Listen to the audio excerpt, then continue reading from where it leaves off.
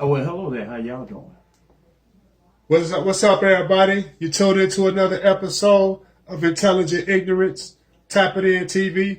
We got a special guest in the building today by way of Oakland, California. He's tapping in with us real quick. He goes by the name of Joe, and we're going to let him tell a little bit about himself and his travel and what he's done in this society. Talk to him. Oh, wow, man. Hello, everybody. I'm glad to be here. It's amazing when it coming down to why I'm out in Chicago. My mom had got sick, and I'm in California, Oakland, California. And it just dawns on you when something close to you actually touches your heart and bring your family close together. Let's put it this way. A lot of people wasn't talking to each other. A lot of people wasn't communicating. My sister died at the age of 38 of breast cancer. So I felt like the glue had just left the nest, and my mother was trying to deal with that situation, and she had sisters that died and stuff. So it's a lot that you have to understand that when it's coming down to your mother, the puzzle pieces has to come back together. So I came back out here in that, in Chi-Town finest, and it's funny that, you see things and things don't change and avenues and stuff like that, and it just makes you go, man, I'm getting older, or things is just developing quicker and quicker while they pushing the old out and the new is coming in. So I've been out in California about 20 years after I left here, and I found out that, the signs say stop it, don't stay. Say stay. You have an opportunity to grow and go see the world.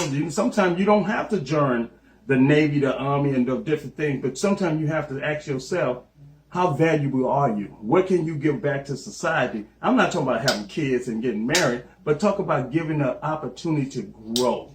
You got 5 E's that you can actually do in your whole life.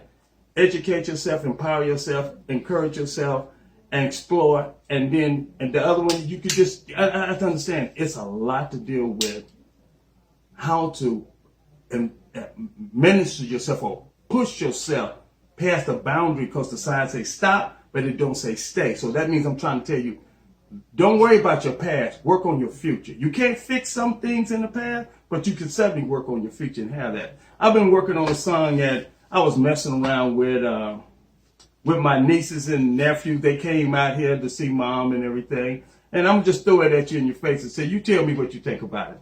And it goes like this. Don't blame it on the rain. Don't blame it on the storm. Blame it on your aching heart, baby. Won't you come on back home? Won't you come on back home, girl? Won't you come on back home?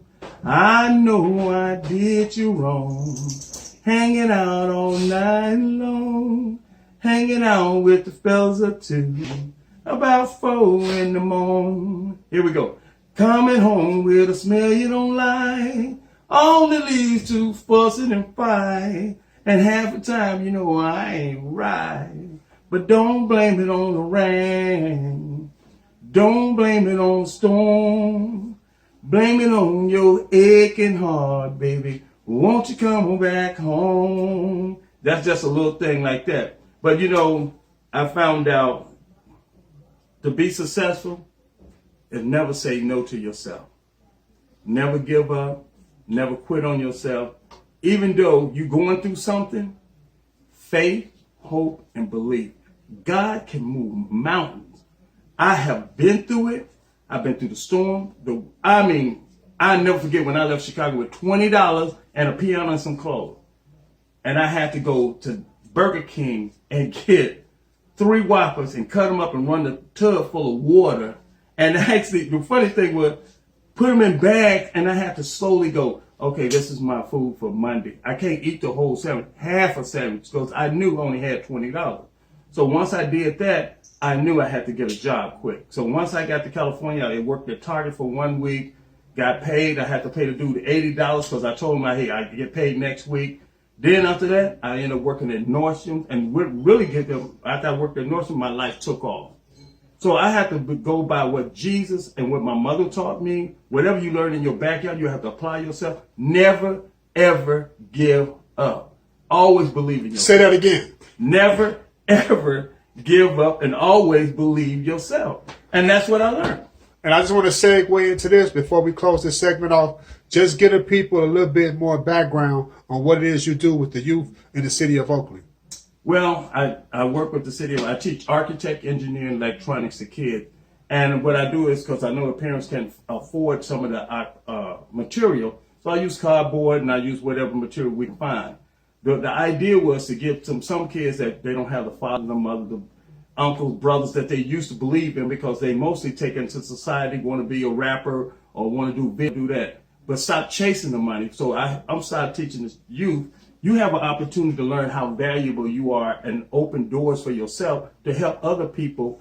Once you accomplish something, get your degree or get your master, you come back to the community and teach where you left off at. Because you started there, that means it's a vacant there. You got to get somebody else. You yourself need to get somebody come down there and fill that vacant hole that you left because you went on with your life. You got to come back. So what I'm finding out, youth don't have, how can I use this big word that is killing? They don't listen. That's the problem we having. And they don't have imagination anymore because we know video games took over. So how do we get the kids to come back to reality and understand how to be kids again? Remember the Army Mans? Remember Speed Racer? Remember G.I. Joe Go? Little things.